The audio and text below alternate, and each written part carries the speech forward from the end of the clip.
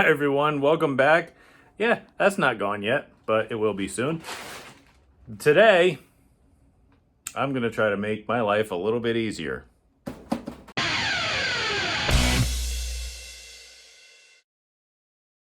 Thank you all so much for watching. I greatly appreciate it. Please consider subscribing if you haven't already, and tell your friends if you think they'd enjoy this level of failure or whatever I do around here. Engineering, mechanicry, design, etc. Hurting myself. I do that a lot.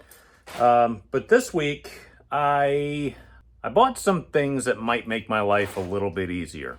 I hope you enjoyed the iracing thing last week. I don't know. I just released that one, so I haven't gotten any comments quite yet, but I will, I'm sure, this week. But I was thinking about going YouTube live on one of my league nights, maybe even tomorrow, which will have been last Tuesday if you're watching this.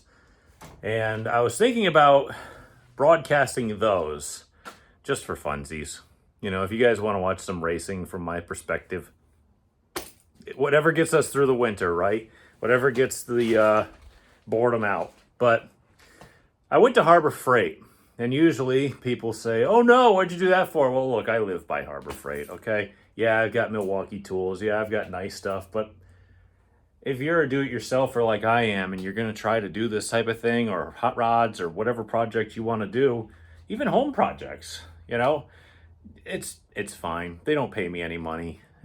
I just do it. So let me show you what I got to hopefully, fingers crossed, make my life a little bit easier. When you're doing stuff yourself, time is kind of the essence. So I do everything exclusively with power tools, which I had one. Oh, it's right over there. I was trying to fix the door on my house and figured out I couldn't, so I had to put that back. But power tools are my friend. And so I said, you know what? I got chrome sockets in the drawer over there. Why don't I get rid of those and put them aside in case I need them for whatever reason? I'll just use these. So I went to Harbor Freight and bought these. They're all 3/8. Let's see. These are standard. These are metric. Just impact sockets. I figured maybe they'll be a little tougher. They'll withstand it. They won't try to, wear out as easy. I think those are maybe starting to wear out on the corners. I'm not really sure. So I bought these. Hopefully that'll make my life easier. We'll switch those out and put them in the drawer. And since my motor's come back and it still has a lift plate on it, well, I bought something for that too. Oh, there's my front clips. I should probably take them in since it rained. What about this? Air hydraulic ram for my engine hoist.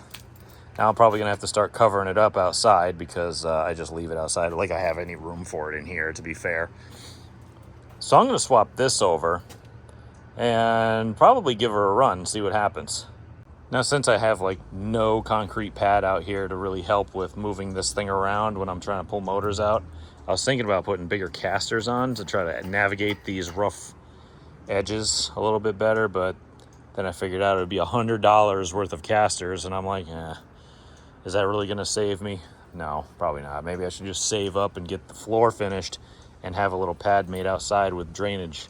But maybe we'll see that again in the future. But I think we're just going to pull this thing apart, find a tarp for it so that it won't get all ruined, and see if it works.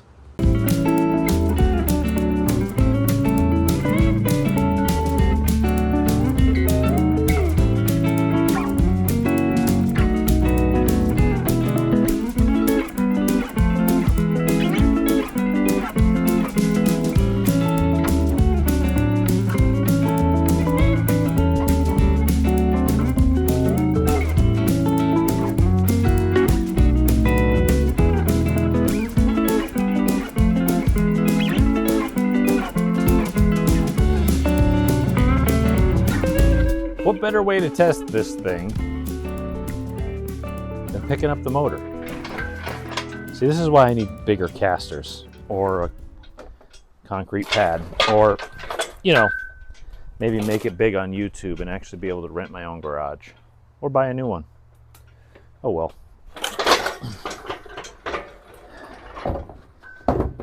Clearly we're gonna have to unfold it a little bit, but oh shoot. Luckily it's still, oh, they greased it. Yeah. It's already greasy, you might as well just keep going. These legs fall, they're heavy, they hurt. Trust me, I ain't got much brain power left, but it still hurts. Let's hook this thing up. Back it up a hair, just so it doesn't go very far. Let's hook air power to it. Ooh, that's a little tight. Now, let's hit the button. That's pretty sweet. Oh, she's moving on me. Okay. Just gonna keep going. Jeez, look at that.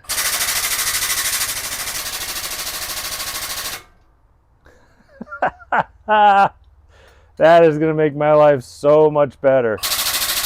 Hopefully I don't have to use it, but you know.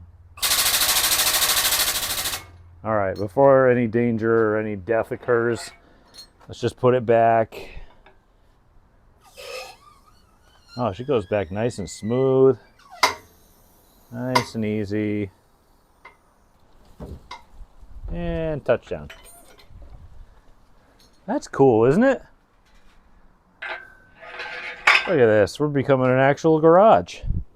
I got, you know, sockets that are to be used the way they're supposed to be. I got an air lift cylinder here. Man, you'd think I'm a professional pretty soon. Nah, people already know better. And you know what's kind of neat is the fact that I can take the whole front of the car off. This bar would have to come out too, clearly, but with the how far the nose pieces are on my cars, it makes it kind of difficult for these engine hoists, even down to a half a ton, to fit inside my car. Like it bottoms out before I'm even able to put it all the way in the car. So I'm thinking, you know, if we got to take motors in and out, why don't I just unbolt the front chassis? You know, I'd waste a couple rivets and a little bit of time with taking the nose off and stuff like that. But I mean, or we could always weld an extension. No, that's not a great idea, huh? I don't know. Or we just live with it. You know, we just live with it and just manhandle it in there. But having that thing, and it's the same depth. It just moves the compressor thing to the side instead of this way, so that it keeps the same depth for your bumper. For normal cars, I'm sure it's fine, but for this application, it's tough. But anyway, I'm just throwing ideas around in my head. But having that thing is going to be an absolute lifesaver, because I used to sit here and just pump the thing for 5 minutes, and then I'd have to move it and then pump it even more and keep moving it. And it's like, now all I got to do is just hit a little button and hook the air hose up. Simple. I like it. That's going to be a great addition, as long as I don't have to take the motor in and out. I don't want to take the motors in and out, but if I have to, which I'm going to have to put it back in, at least it's a little nicer.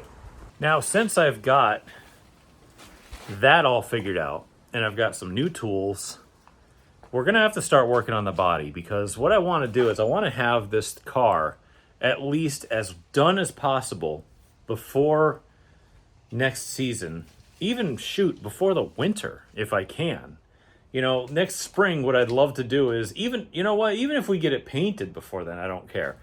But what I'd love to do next spring is just come out here, dust it off, de-winterize it, check every bolt and nut, and just shove it in the trailer and go racing. I don't want to sit here and thrash. I'm sure this will be some kind of where I put the foreshadowing later on in another video, but I don't know. I really just kind of want to be as prepared and ready as possible, and I think we've had every opportunity to do so. I mean, think about it. We've already had the motor out, refreshed, it's already back, and it's only November. Think about how far ahead of the game we are right now. Chassis, new. Yeah, it got bent once, but it's fresh off the jig. Says it's straight. Brand new rear end, brand new brakes, brand new suspension components, brand new engine. I might buy a clutch just to have that be new too, even though it looks fine, but we're having the carburetor tuned on the dyno. Everything. we are putting every egg into one basket to try to win again. And to, well, try to get that title I never got. And my family's never gotten. We've raced for 25 years, never won a track championship. For whatever reason or another. But I aim to change that. And that's why we're doing this. So let me go look around and see what else we can do today, because I got a whole week planned of stuff, but let's see what else I can do. Clearly, I think job 1 is clean, but you don't want to watch that. Oh, by the way, somebody had commented earlier and said, hey, you didn't show how you made those hood pins. And I don't know if I have any material left, but I could show you a real easy way. Oh yeah, remember last video I did this? Well, I guess it's dry now. I could probably get rid of that out of the way.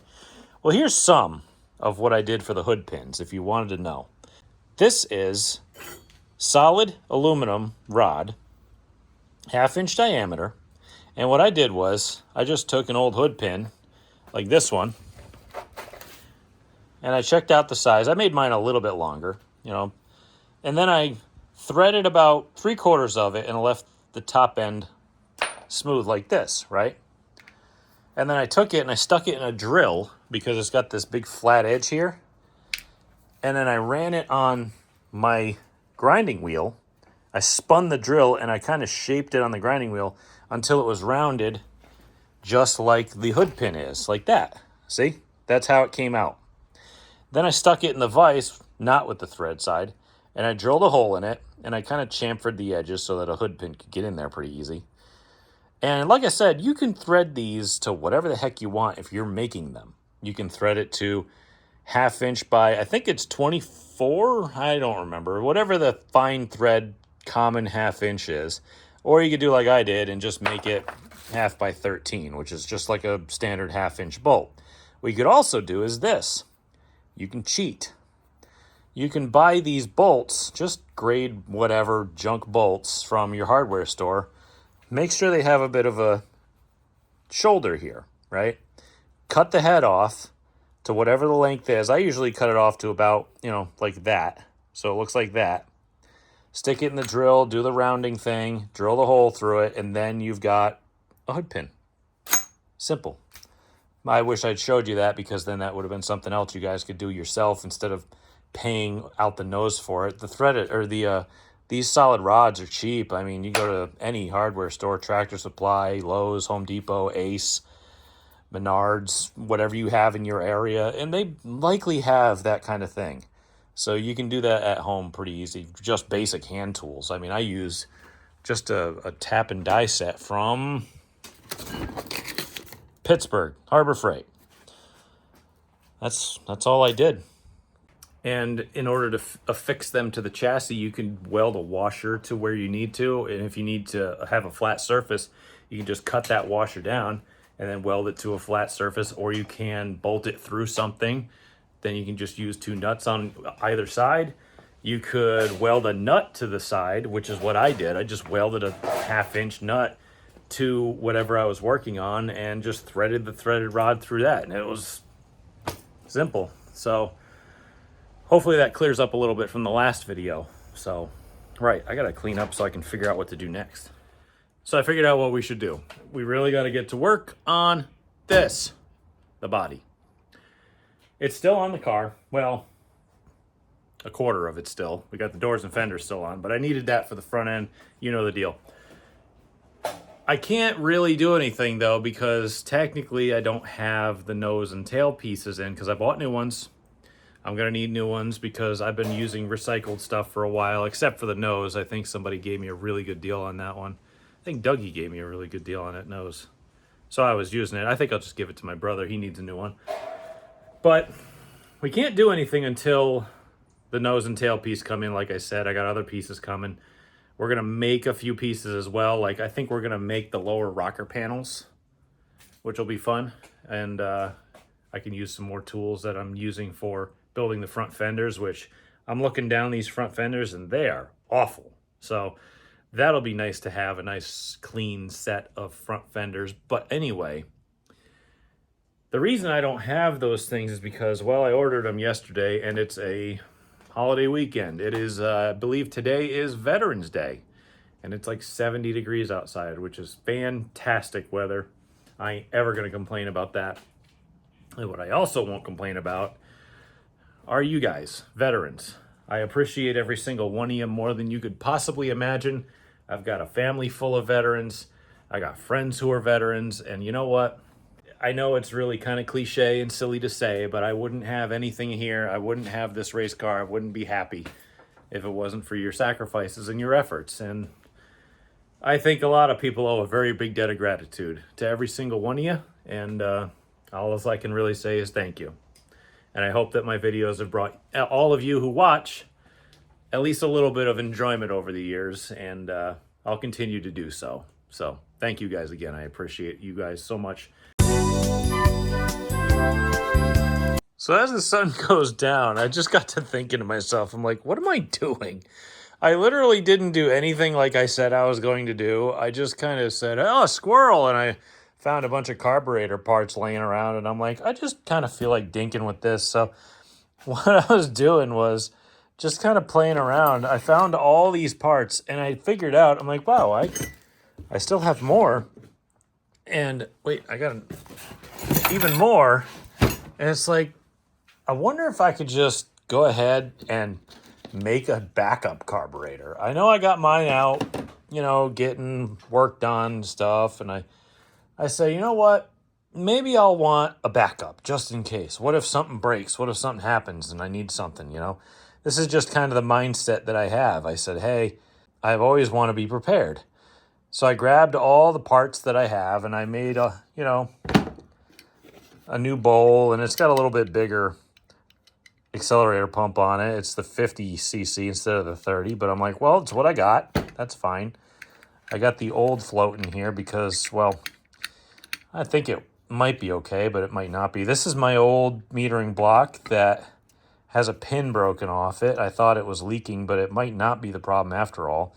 Then I had this body that was pretty good, and I just kind of had it laying around, and I got to clean it up because it's been, used and old and stuff. But I was thinking about just taking this old stuff and slapping the whole thing back together. And hey, if it works, it works. If it gets me through a night just in case, or if, maybe somebody else needs it, maybe I'll, put it together for that. But it's so typical of me.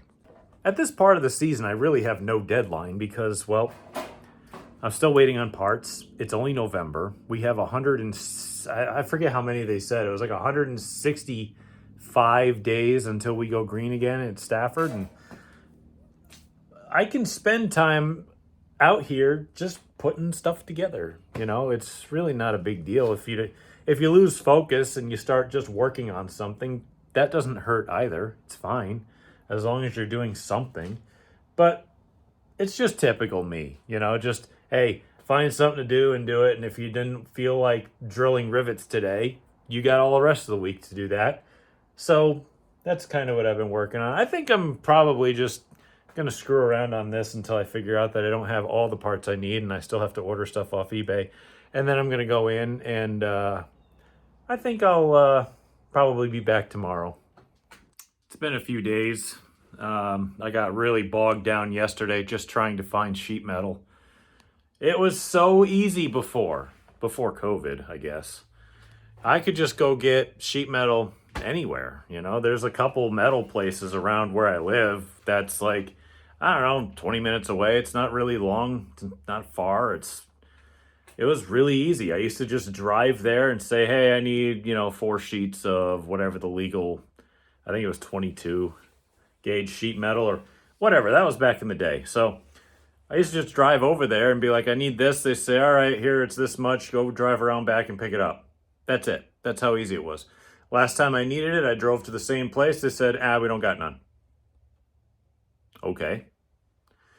So I went somewhere else and they tried to charge me $275 a sheet. If you're a longtime viewer of the channel, you'll remember that. I eventually found some at a business that worked with sheet metal, but didn't sell it per se. They just had some and they're like, well, we can sell it to you. It's all good. So I bought it there. So it's been difficult. I literally was driving around yesterday looking for it. and came home with a box of rivets and a bumper. So I have struck out on sheet metal thus far. I'll probably get some word on some tonight. Maybe I'll make some phone calls tomorrow. But ever since COVID happened and the world completely stopped, yeah, that's unobtainium, I guess is the word you're looking for. It's like, I just need sheet metal. This is probably, it's so easy. How can you not find it? I don't know. Anyway, I'll just start making phone calls. But I got something to do. I got a really big box that came in today. That contains the nose and tail, hopefully. I'm really hoping it contains it because they didn't say it was coming in other different boxes. And I really got to fix this because there's things touching me. Don't know. I don't know. Anyway, so I'm going to put these together. Any work is good work in my mind, so let's just start doing that. It's also freezing cold in here. You know, in the days that I've been away, apparently it's no longer 60 degrees. It's now, 40, and I hate it. I've lived in New England my entire life, and my entire family is from the Northeast. Oh, there we go. Oh, yeah, that's pretty much everything, it looks like. Cool. Let's see if I can find a way to... Damn, I wish I could put this motor in. I still don't have the flywheel. But let's find a workplace. Maybe I'll clean a place out back there, and we'll unpack this and take a look at it, and we will put it together, hopefully. So, as I'm cleaning up the shop, I just wanted to ask, does anybody else out there have just like a pile or a bucket of steel that's used, but you're like, there's a good, 8 inches of this on either side. I could cut some pieces off and use that later. Because that's what this bucket is here. It is full of stuff that I'm like, maybe I'll have a use for it in the future. Comment below if you've got the scrap bucket too. All right, a little tight quarters, but here we are. All right, box of rivets. I got black exploding rivets, I believe. Yes, large head exploders. Got that. Let's dig into the box of goodies here. Oh, there we go. All right. I know what you're thinking. Well, those are expensive and shiny. Well, let me tell you something. I told you I got to keep the sponsors and everybody happy. And I wanted this to be a little bit better than what I have. Usually I grab some chicken wire or whatever fencing material that I got laying around. I just rivet it in over the front end of the car. Done deal, right? Well, this is a little bit smaller. You can see, I think it's 3/16 instead of a quarter. And it is real fine. So I always have a problem with little rubber and other chunks getting through the mesh and hitting my radiator and denting it up and stuff. So I figured I'd get the smaller stuff. I didn't want to go too crazy because I know smaller mesh, it's harder for air to flow through it. But I got a double pass radiator. I got a fan. We'll duct it up good. Hopefully this experiment works out. If it doesn't, you know what we'll do? We'll cut it out and we'll put bigger stuff in. All right, there's that. There goes my drink. I don't want to touch this. This is all the carburetors I'm trying to put together. Oh yeah. This is the right half of an MD3 nose. I got the MD3 stuff because it's a little taller. Gets to the ground a little bit better. And this is the left half of the tail piece that I bought. Now, I'll show you in a second what I got, but that's also MD3. The 5-star stuff with the MD3, that's typically pretty good at holding on to its shape if you run into something or even able to fix it.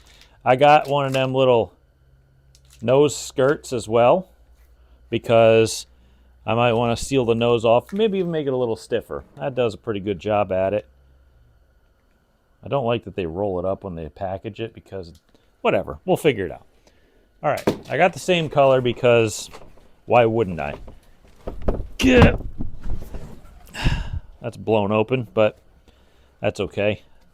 Ah, yes, taillight kit. I didn't get the headlight kit, but to dress the back end up, I usually get the taillight kit just because I felt like it. All right, this is... Oh, another tail piece.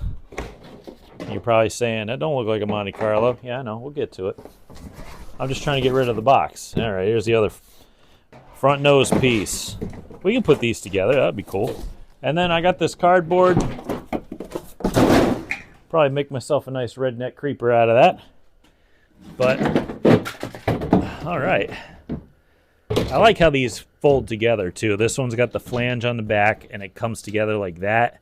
And you can clamp it and start drilling and just kind of, it comes together really, really clean. So there's your nose piece. Tail piece though, what I did was, the tracks don't really care too much about tail pieces around here. So what I did was, I didn't go for the Monte Carlo one because, it's too easy. I didn't go for the ABC late model one because, well, again, a lot of guys go for those. What I did was, I got me the Camaro tailpiece. It's from, I think, about 2019. It looks cool. There's no advantage to a tailpiece. There really isn't. You can't do a lot. They'll yell at you if you try to do something funny. If you try to pan under it or trim it out or whatever to cut the air out from under the car. I just put a tailpiece on it. That's all I'm doing. Why did I get all black? Paint's changing. So this just fell over next to me, unfortunately.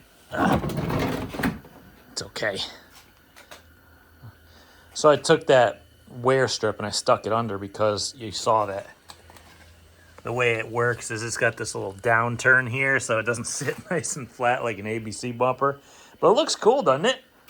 And it should fit just fine because I got an ABC bumper to fit this fiberglass upper quarter, I guess you can call it. I'm going to take it and it's going to sit a little further forward than the ABC because this is right where my little strut or whatever you want to call it, the brace.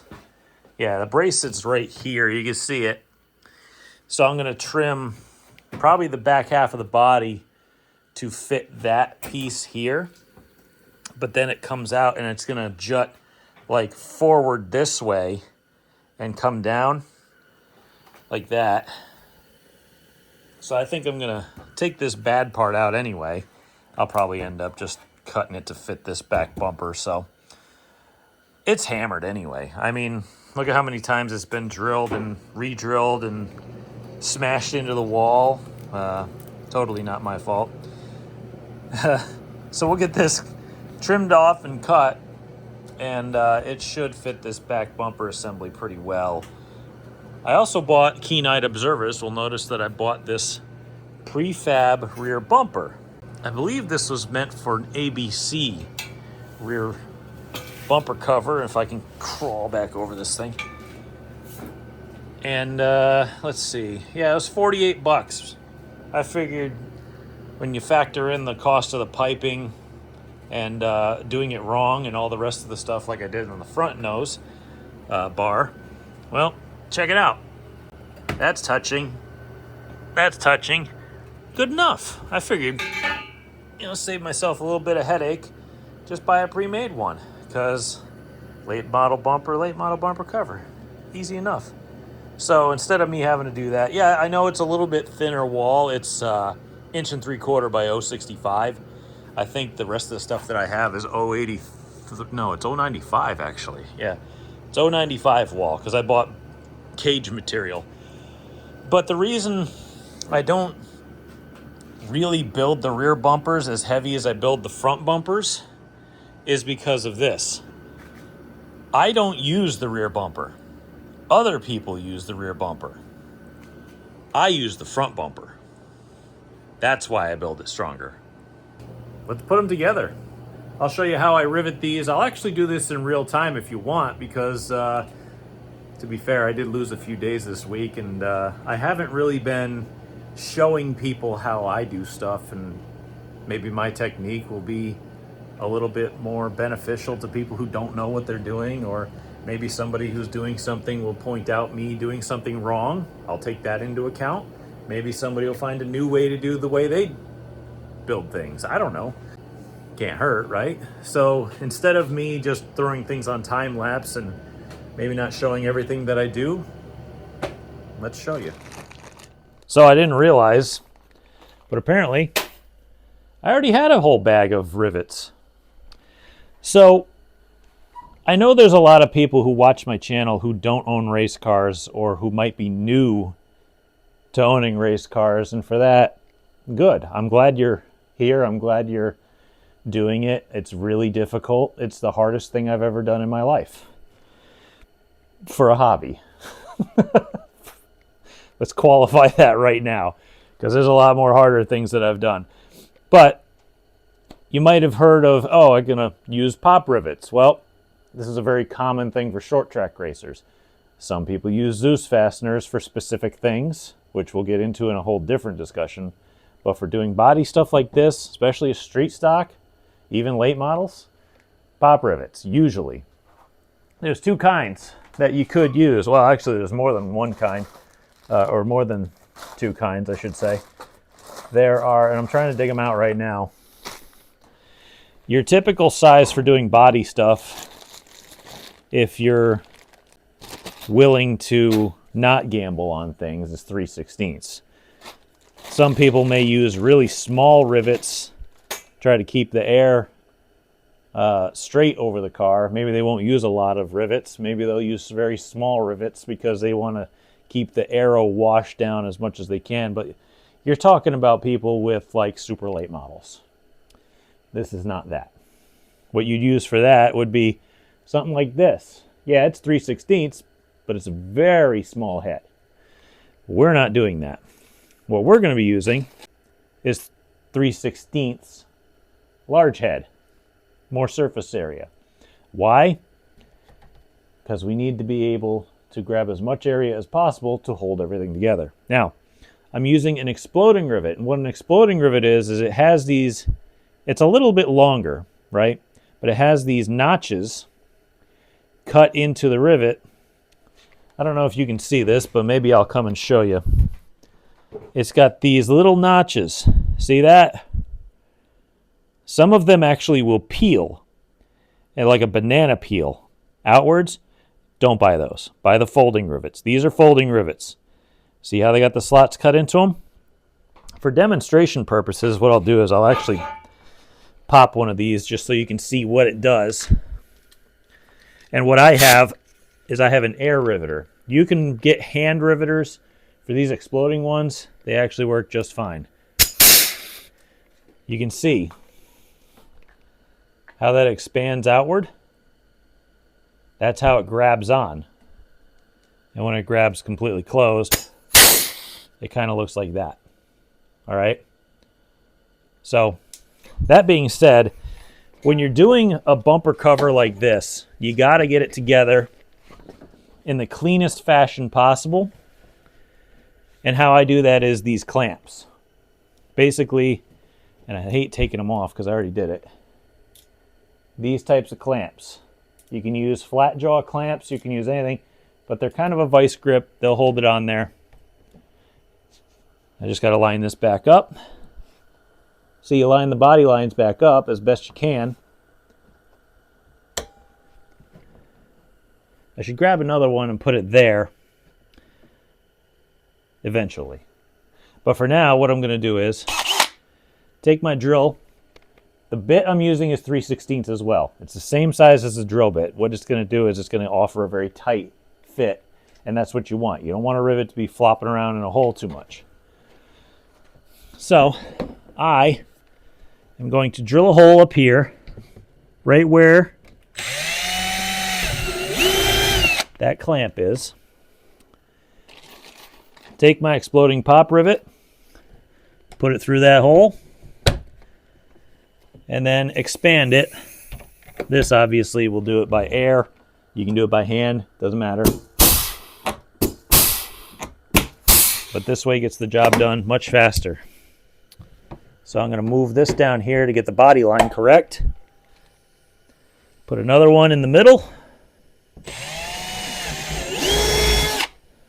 Drill goes through plastic very easily. I think it's a Harbor Freight Hercules black oxide drill bit.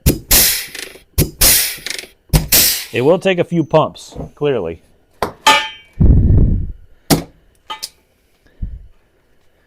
And then, let's see, I'll put this one in the middle. Sometimes you gotta do it by feel. I hope you guys don't mind me doing this live and having you watch the whole process. I think some people may appreciate it, so that's why I'm doing it. And if you use a drill enough on a race car, there will be a time where you absolutely stick that drill bit into your flesh. Sorry. It happens. We're probably going to be cutting out some of this in order to fit the bumper.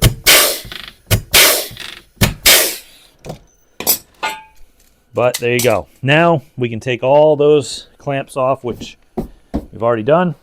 And we have a piece. One piece. Take a look on the back side here. Body lines work real nice and tight. And now we can take and go through every piece of this thing and set all the rivets in. Don't go too crazy. You don't have to put 1,000,000 rivets in it, but use whatever you're comfortable with. Like for the top here, this is about 3-4 inches. I'll put 2 in. One here, one at the edge. Down through it, I'll probably leave a gap of, I don't know, take a rivet. See how long it is? Probably put a gap about, 2-3 inches in each one. Put it all the way up. Like I said, you'd hate to have it come apart. Sometimes you can even use regular rivets with a washer. Let me show you that. They make regular rivets with rivet washers. Same companies, they all make the same thing. And you can put these together. And it's actually really strong. Like I'll put one right here. Put the rivet through. Stick the washer on the back side, making sure your fingers aren't going to get pinched. And pull. That's going to be really strong. The folding rivets are maybe about the same as that, maybe a little less, but for time savings, you're going to want to use them folders because they're just fine. I'm going to keep doing this. Maybe I'll put you on time lapse to finish all this up, and then when we get to the nose screen, I'll come back to you. So a thought occurs. I forgot that this is meant to be the back of a late model, and this car is not as wide as a late model. So the way I showed you on how to get this to be flanged back together works when it fits. But what we're going to have to do is, and I know I just wasted like 5 or 6 rivets, but I don't care because the tutorial was worth it. But I forgot that I was going to cut these inner flanges off flat and then take the back tail piece and overlap it onto itself. And then once I get it overlapped, I'm going to just rivet straight down it like that. And what that's going to do is it's going to allow it to fit to this back piece on a street stock because, again, I forgot, late model's a little wider. Not a huge deal. Take a razor knife and just cut the thing out and trim it to nice and, smooth, and then we'll just clamp it all together. And what I'll do is, since this thing is very flexible, I'll set this edge here, this very sharp edge, to this edge here, because when you go to set it to the body line here, which it rolls out a little bit, you can just see, there you go. See how it just flexes right out? It's not going to be a huge deal. So we'll do that later. I just wanted to give you the tutorial on how to do that. That's not a big deal. I can do that off camera or whatever. But the nose will fit the way it is because these were meant for these cars. And I don't have a problem with how these fit. That should be fine. We'll just go and do it exactly the way it's supposed to. Like I showed you before. Let's kind of move that out of the way. These fit together a little bit differently than those flange fit ones. This is a straight kind of thing here. It folds over top of each other. Like I showed you before, that flanged edge is a lot tighter and cleaner gap. You see how that is? So we'll just start throwing this one together. I'll work on the other one later.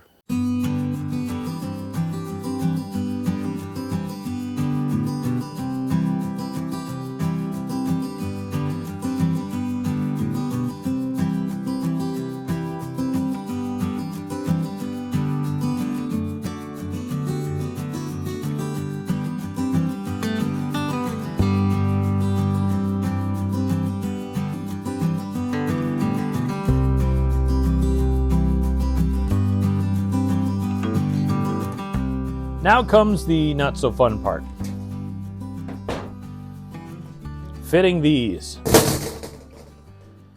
Now, I think 5-Star, who makes this nose, they make a bespoke one for the top. And people are probably saying, why you cut the top out? Why don't you just run the lower one? That way you get more aerodynamics and stuff. Well, here's the reason. Because my cars always overheat and I don't want to deal with that. Besides, if I have to run the lower one with the fan on all the time, I'm drawing energy away from the ignition, therefore taking power, in my mind. So I run both, because I'd rather run with the fan switch off as much as possible. And trust me, it's a street stock. The side of the car matters more than the nose. So anyway, we're going to work on this front end. I'm just seeing where I can kind of tweak this to make it work. You'll notice that these bottom grille screens are the same if you have a late model or a street stock. They kind of design it that way. But by test fitting it, you put it down, you notice that there is like a 1/16 to an 1/8 inch gap. And when you go to cut the hole out, what you want to do is you want to leave a little bit extra. That way, when you place it in there, if it's sticking out a little bit, you can mark it and trim it down if you so choose. Now, what I've got is the old Deck and Blecker over here with a Harbor Freight wood bit. I'm sure that'll be fine, even though the bearing is falling out of this thing, and it sounds like it could self-destruct at any moment. Well, it sounds better than it used to, but give it time. So what we're going to do is we're going to just kind of mark and cut these holes so that I can start placing in the grille screens. As I am a seasoned professional, and I'm not a seasoned professional. I'm just a backwoods idiot. But I need to set this up in a manner with which the saw will not bottom out when I'm cutting these. And I don't really know if there's a way to do that. So what I'll do is I'll just start cutting and hope for the best. How do you start one of these?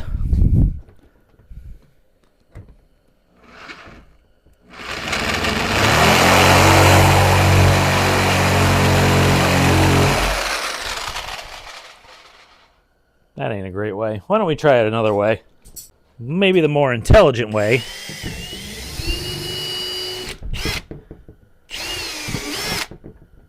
Yeah, there's a little hole we can start with. Luckily, that big scar is going to be covered up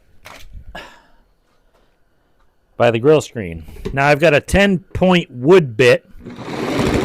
Hopefully that doesn't cut too much. Now, what I'm going to do is there's this little shoe here. It looks like it's a pretty good width away from where the edge should be. So I'll try to keep that kind of on the same spot all the way around.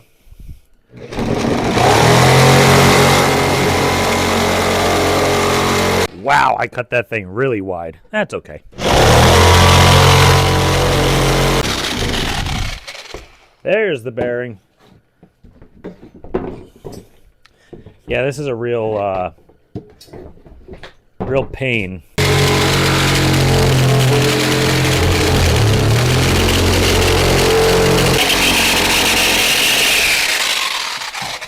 Wow, I don't even think I'm going to be able to use this audio. But you get what I'm trying to do here, right? Not that. Okay. Now, before I send you guys to time-lapse, what I do with these is I pre-drill them to make life a lot easier. So, in order to rivet them in, they have to have holes put in. Oh, that did not sound good. So I will pre-drill all the holes. And if you want to be fancy, what I do is do the corners and then do right underneath where these little stanchions are. And it's a great way to space them out. Simple, right? Same with this one. So I'll pre-drill all this. I'll get that other hole cut. We'll rivet it in. Nose. We'll be good to go.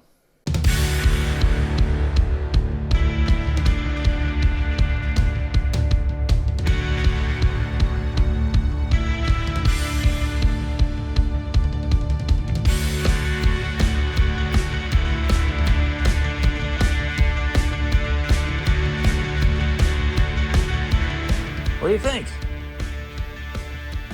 A little towel off of all the dust and crap. I think it looks pretty dang good. We'll put the little, I don't know what I did with it. Oh, it's over here. The little scuff thing. We'll put that on the car when it's on already. Like when the nose is affixed properly. So that's done. Now I just got to get sheet metal so I can actually do the regular body. But, you know, we'll get there when we get there. Up next, I'm going to have to cut that down and make it fit. But, like I said, not too worried about that guy.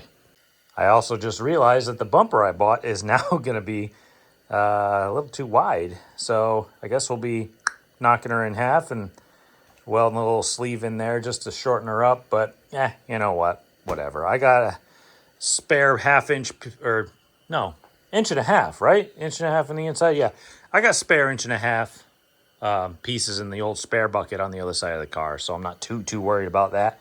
We'll just do what we did to the front bumper. That's it. Since I've been doing nothing but nursing a migraine all day, I'd say this progress was actually pretty good. We got both bumper covers put together, even though I have to fix one of them. I'm just glad I could impart a little bit of knowledge to people who may not know or may find a better way to do it than I do. Who knows? You know, whatever. But I'm going to turn in for the day. It's like 40 degrees and I hate it. And having a migraine during that is pretty awful. So I'm going to go hydrate indoors and see if I can get rid of this thing by tomorrow. And I'll be back tomorrow. Hopefully, I can actually get a call out to some places and find some sheet metal. Man, it's been tough lately since COVID hit, but we'll see what we can find. But I'll see you tomorrow. It's the next day. I got to clean up this back half of the car because it's full of stuff in order for me to start fitting that rear bumper in, and I have to cut that down and overlap it and get that done. But my main concern is that where am I going to put all of this stuff? Because it's literally a spare carburetor that I was going to put together just to have in case. And I needed a part, which, by the way, came in today. The reason why I needed that part is I am a grade A class 1 idiot. And as I was cutting off the old kickdown linkages on this stock one, I goofed and cut off the end on the stock part that is the stop. Like you have a stop on the body for closed and you have a stop for wide open. Well, guess which one I cut off? Right, the wide open one. So, $27 later, I got this one, which is a genuine Holley part. So I'm going to slap that into this carburetor, put it together. Maybe we'll have a spare. Maybe it'll actually be halfway decent. Probably not. But having a spare is a lot better than having nothing. And I believe in being prepared. Hence, I have 3 transmissions, 2 rear ends, an engine, 2 carburetors. Simple, right? All right, let's throw this thing together.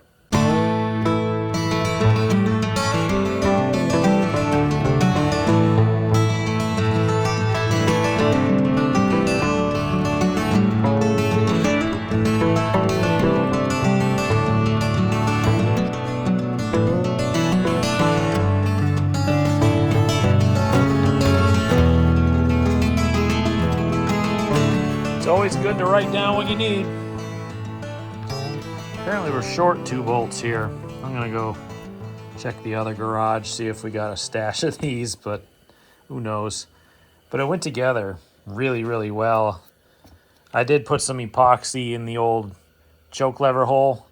Some guys, you know, if you get a performance built carburetor, sometimes they'll take a piece of brass and like hammer a flat piece of brass under here, because there's these 2 little tangs that come off the body right there where you can literally wedge something up under it. I might have borrowed that from my other carburetor, so I just epoxied it shut. Because if you don't, well, that's a lot of air getting in underneath the air filter. It could have contaminants. It could have all sorts of stuff in it. So you don't want that to happen. Otherwise, it seemed to go together pretty well. It actuates just fine. Looks like the accelerator pump lever needs to be adjusted, but I mean, this is a backup carb. So we're gonna take this, put it right in. Geez, I can consolidate boxes now. So I got this body in this box. Might as well just, I don't know what these bolts are for, because they're definitely not what I need. I think we're okay on that.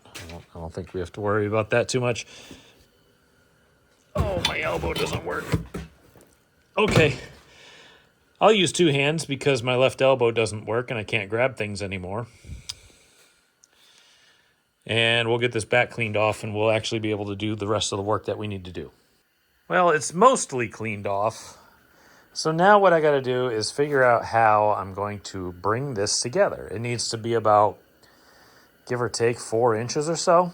And yeah, it's going to be overlapped, but you know what? Looking from the grandstands, you'll never notice. Hell, from 20 feet away, you probably won't either. So what we'll do is we're going to take 2 very thick pairs of gloves, because I know myself, and if you knew me the way I know me, I know that anytime one of these things gets opened, I typically lose digits.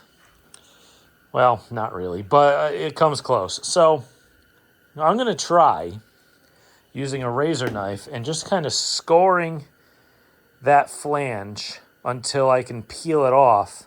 And then we're going to kind of carve until it's completely flush. And then we're going to see if I can grab a couple more clamps and try to get it stuck to the back of this in a way with which will fit, and we can start moving forward from there.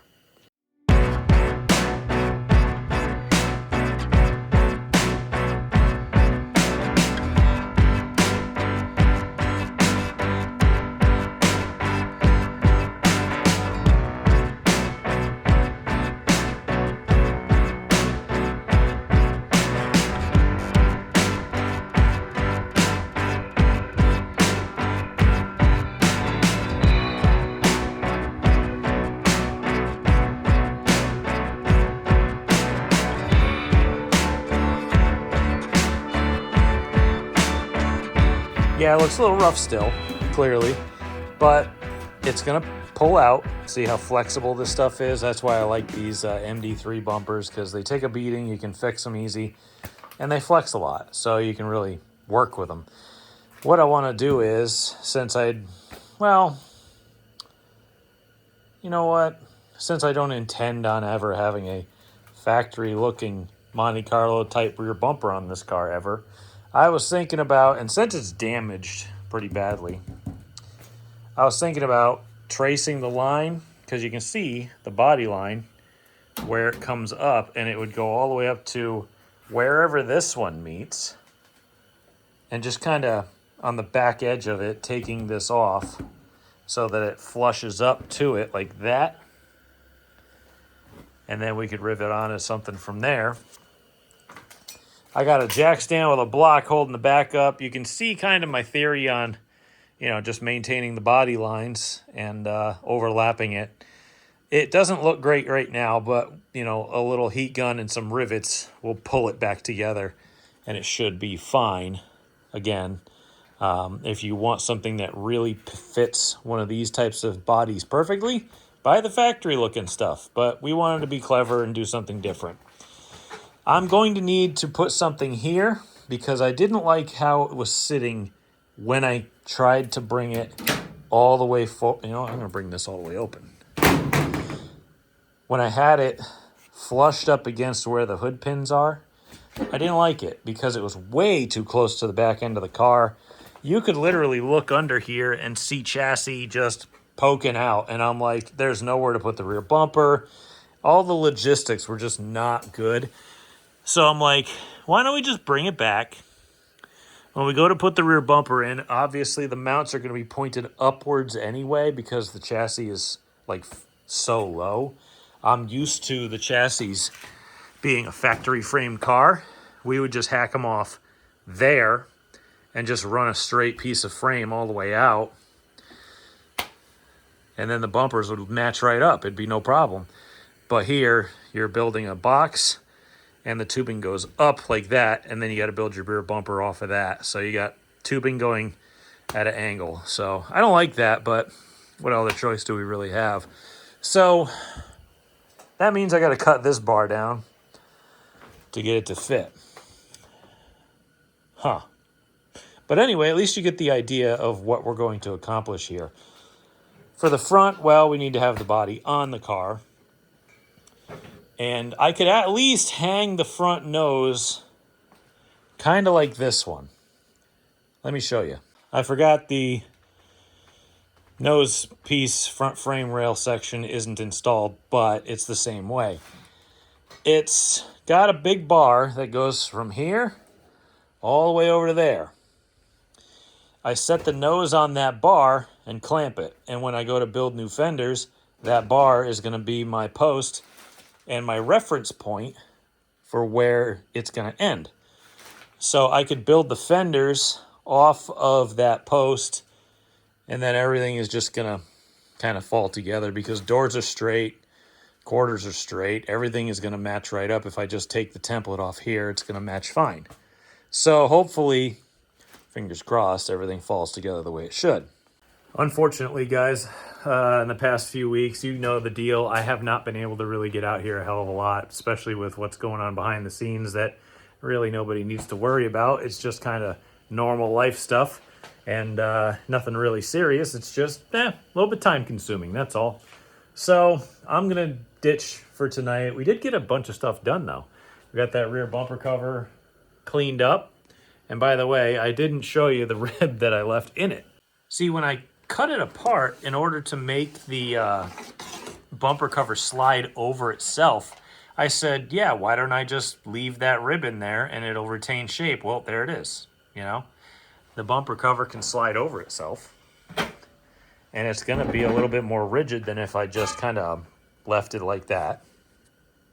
I know I mentioned that I was doing that at the time, but, well, there it is. So it made life a lot easier. I only had to cut one side out, and cutting those things is really dangerous because they don't cut very easy. But anyway, I think I'll call it for tonight.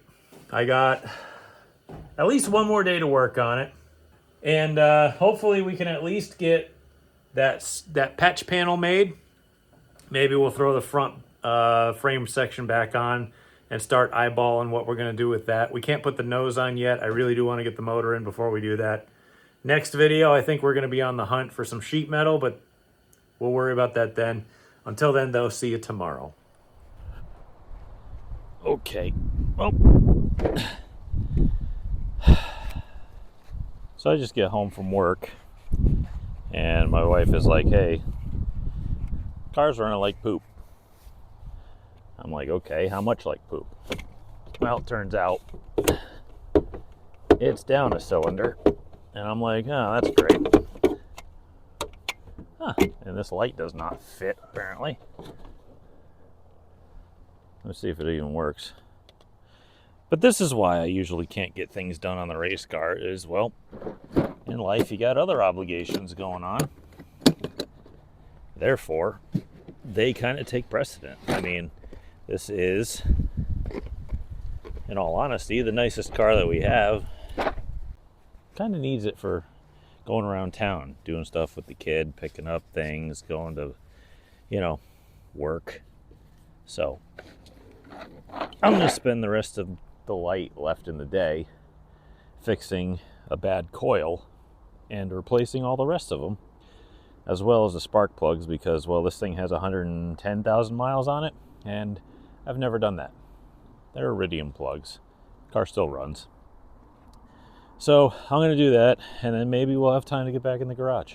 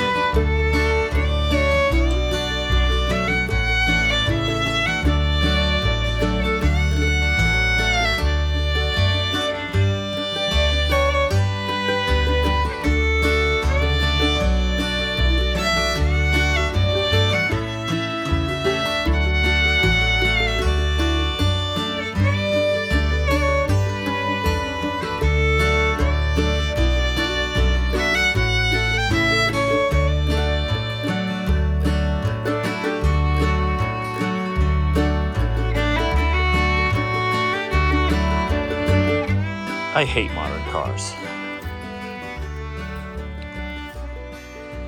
Because in order to change the spark plugs, which desperately needed it because these were originals, like I said, yeah, I should have changed them a long time ago, but they're iridium. But look at the way the strap is like burnt at the corner. Yeah, it wore the strap out, not the electrode, the strap. So this is the culprit. I believe this is the coil that went bad. If I number it correctly, I think it's an American type car that's not a Ford, so it's probably 1 over there because that's the furthest forward. 2, 3, 4, 5, 6. I'm saying that this is probably the bad one, but guess what? We bought a whole box of them. So in having to remove the entire upper plenum, airbox, all of these whatever systems, I don't want to do this again. So I'm glad I bought all 6 of them. That way I can replace the bad one and all the rest of them. And hopefully, fingers crossed, nothing goes bad and it'll actually live another 110,000 miles.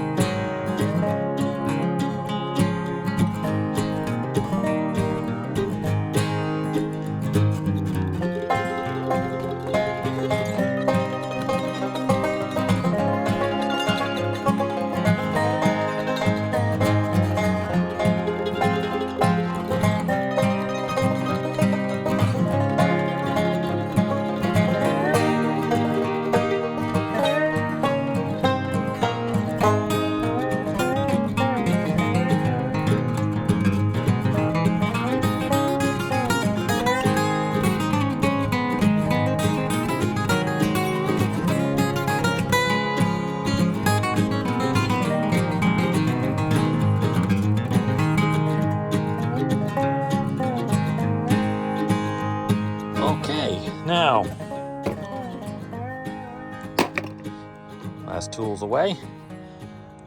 Everything is on except for that engine cover, so in real time, I'm gonna try it.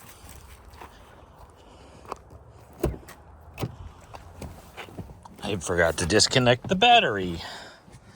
That's okay, let me turn my headlamp off. There we go, all right. Foot on the brake. Oh yeah. Runs like a damn dream. No check engine lights. Looks good. In all honesty, I should have probably disconnected the battery because I don't know what the fuel map was after those spark plugs were really disgusting. Ah well, it's running fine, so screw it. Finally made it back out to the shop, even though it's now really late because it took most of the night to get that put on, but I think we can at least get some stuff figured out with this rear bumper here, namely positioning. This looks okay. Again, I'm going to try cutting this to fit the actual back edge of this thing, and you'll understand when I do that, why I do that. So other than that, I was thinking of height, like pitch to the rear bumper and where it sits. And I'm thinking this is probably going to be as good as it gets, because if I try to raise the bottom up a little bit more, well, problem with that is it starts to tweak the top and tilt the top like this, and it just doesn't look good. This is probably its landing spot. I'm going to grab some measuring tools. We got some scrap steel over here, and I'm going, like sheet metal right there. I'm going to trace out how big this patch panel needs to be and run that down. Get that affixed to the bumper in some way, and then we can go from there. Hopefully, fingers crossed, I can have that top panel done, cut this with the old, I don't know what I'm going to cut it with. Maybe I'll cut it with, oh, it's not there. I was thinking of the cutting wheel that's on the shelf, but it ain't there. Oh, there it is. It's over on the shelf. Okay, whatever. Maybe we'll get that done. Maybe we'll even get the bumper. I don't know. I got to get this thing at least fitted to the width of what this is going to be. See how I got to stretch it out like that? Yeah, we got to figure that out before we can ever figure out how wide the bumper is going to be, because you never know. Maybe this comes out a little bit, you know? So we'll figure that out in a minute, but we got to get to work first.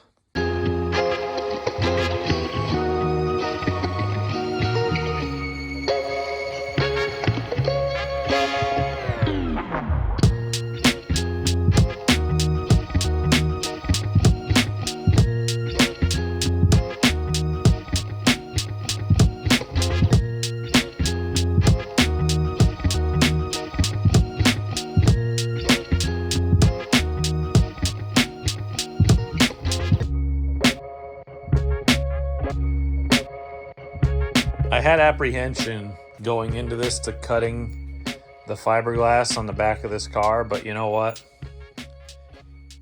I'm fine with it now because of how damaged it was. I wanted to try to keep it stock, at least stock dimension on the back here, but you know what? I also want the car to look good. And you know what? If you'll stand back and look at it, it actually looks pretty darn good. I did make it like, God, like a 2-3 millimeters too long. I mean, it is just so close. It's all right. I'll live with it. I'm not drilling rivets out for that little distance. It's not going to make any difference. I think we got it exactly where we want it. And this panel here is going to work. I've done that before. Had no issues. As long as your rivet are on there tight. I do want to paint it, though, before I put it on. So I might end up doing that. I might just stick it on and just tape around it and paint it.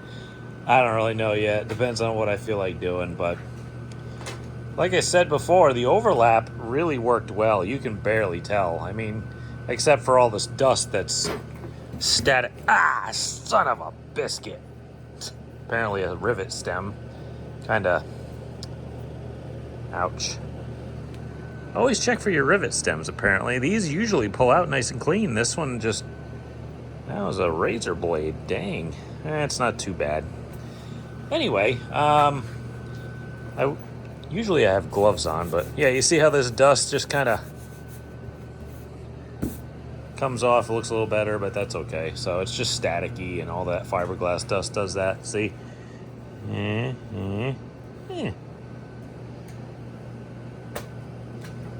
Either way, you can tell I'm a parent because of how easily it is for me to mask swearing, but at this point, I'm pretty much stuck. I'm pretty much done here. I need to get some sheet metal, and I got to get the hood here too. Once I get the sheet metal in the hood, which is going to be coming next week, hopefully, because I'm going to be calling around on my day off on Monday, and I'm hoping by the end of the day I'll actually have sheet metal that I can use to build this thing. Anyway, then we can start making some serious progress. I might even start peeling old decals off and scuffing and trying to fill holes and fix cracks and gaps in that. And, you know, we just got to start getting to work on the body. I want this thing done before winter. I don't want to have to deal with it. I don't want to have to heat the garage every day and come out here and try to figure out what to do next. It's like, we know what to do. We just got to get the stuff to do it. So otherwise, I mean, we've had a few obstacles kind of getting in the way of shop time this week, which I showed you at least one of them. And luckily, those should be cleaned up for now. Like I said, we just got to get out. We got to get out and get supplies. That's the hard part. Last time I tried to find sheet metal, it was literally me calling fabrication shops that make like sheet metal ducting to see if they'd want to sell some excess stuff, but that was like a year ago. Who knows if the supply chain is caught up by now. I'll have to find out on Monday.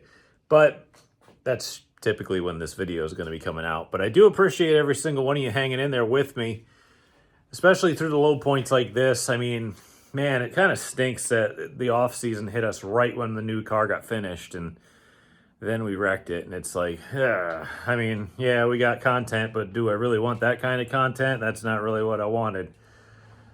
But tell your friends if you think they'd enjoy stuff like this. I mean, this is what it's like. I'm not kidding.